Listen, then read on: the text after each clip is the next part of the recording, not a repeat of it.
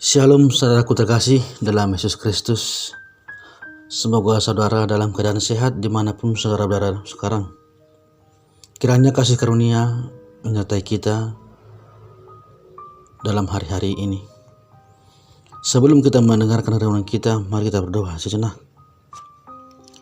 Bapa di surga, terima kasih Tuhan, Engkau masih melindungi kami, memberikan napas kehidupan, hingga kami Tuhan bisa bertemu kembali untuk mendengarkan renungan yang akan disampaikan oleh hamba-Mu.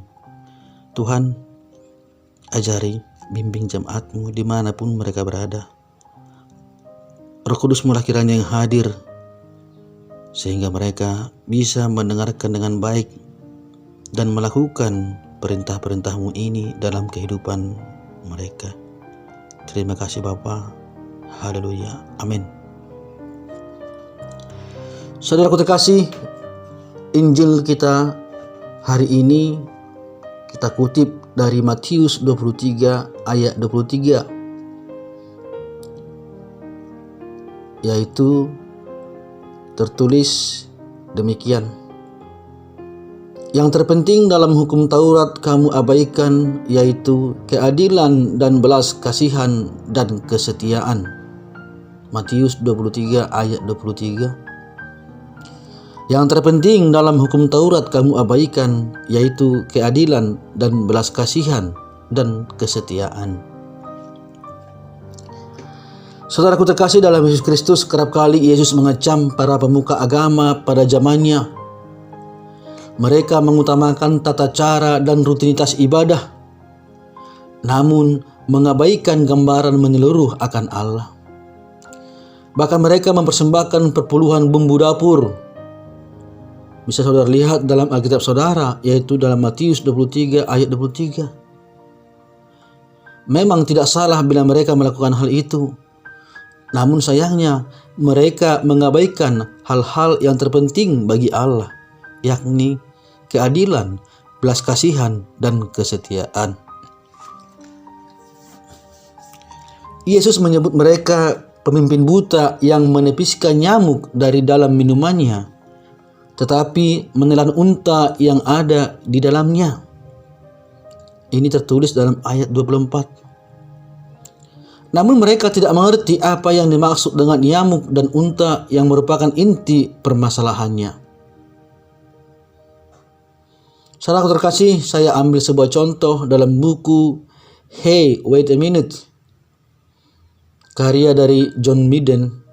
Teringat akan penjelasan dari pelatih sepak bola legendaris bernama Vince Lombardi tentang perbedaan pelatih yang baik dan pelatih yang buruk. Ia berkata, pelatih yang baik tahu hasil akhir yang hendak dicapai, sedangkan pelatih yang buruk tidak memiliki tujuan. Dan juga pelatih yang baik memiliki tujuan. Yang kata lain, para pelatih yang baik tahu apa hal terpenting yang harus dilakukan untuk memperoleh kemenangan dan mereka akan berjuang untuk mencapainya.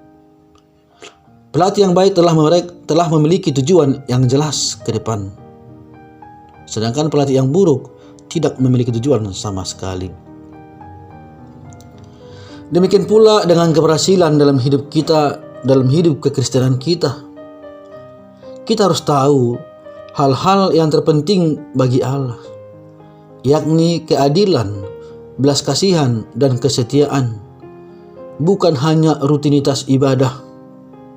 Selanjutnya kita wajib mempraktekkan dan memohon pertolongan dari Roh Kudus setiap hari agar kita dapat melakukannya.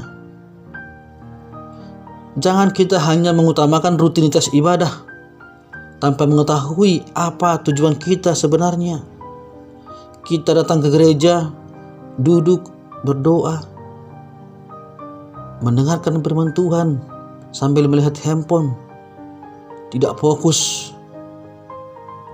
Nah, hal-hal seperti inilah yang tidak disukai oleh Tuhan.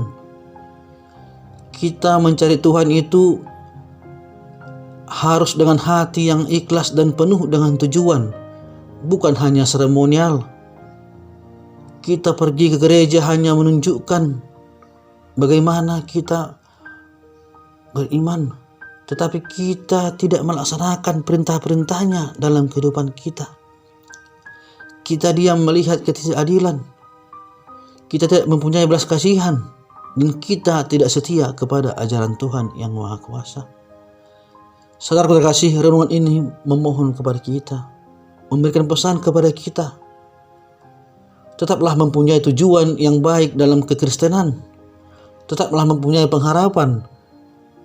Carilah dahulu kerajaan Allah, maka semua itu akan ditambahkan kepadamu. Saudara terkasih, jangan habiskan waktu dan hidup kita dengan melakukan hal-hal yang tidak berkenan kepada Tuhan. Saya ulang sekali lagi, jangan habiskan waktu dan hidup kita dengan melakukan hal-hal yang tidak berkenan kepada Tuhan. Untuk mencapai yang terbaik dalam hidup Anda, jadikan tujuan Allah menjadi tujuan Anda juga. Untuk mencapai yang terbaik dalam hidup Anda, jadikan tujuan Allah menjadi tujuan Anda juga. Demikian renungan kita hari ini. Mari kita berdoa. Bapa di sorga, kami telah mendengarkan sebagian firman-Mu yang disampaikan oleh hamba-Mu, yang mengatakan kepada kami, Tuhan, supaya kami tidak melakukan rutinitas dalam setiap ibadah kami, tetapi setiap kami datang kepadamu adalah murni dorongan dari hati kami, karena kami haus akan mencari kebenaran dan kasih karunia yang akan Kau berikan kepada kami. Untuk itu Tuhan, jauhkanlah kami roh-roh jahat yang selalu mengganggu pikiran kami, baik saat di rumah ataupun saat di rumah ibadah. Jadikanlah Tuhan hati kami ini tempat menabur benih yang baik, supaya benih itu berbuah. Ajari kami Tuhan, supaya kami mempunyai belas kasih terhadap sesama, supaya kami tidak melakukan ketidakadilan kepada sesama. Bimbing ajar kami Tuhan, supaya kami dapat melakukan perintah-perintah-Mu dalam kehidupan kami sehari-hari. Kiranya Engkaulah Tuhan yang menyertai jemaat-Mu dimanapun mereka berada. Kuatkan mereka Tuhan dalam setiap pergumulan hidup yang mereka hadapi saat ini, baik dalam kehidupan rumah tangga, kehidupan ekonomi, pekerjaan, dan juga dalam pelayanan mereka. Kiranya Tuhan hapuskanlah dosa kami, supaya tidak penghalang akan berkat yang akan Kau berikan kepada kami. Di dalam nama anak Yesus Kristus kami berdoa dan mengucap syukur. Haleluya. Amin.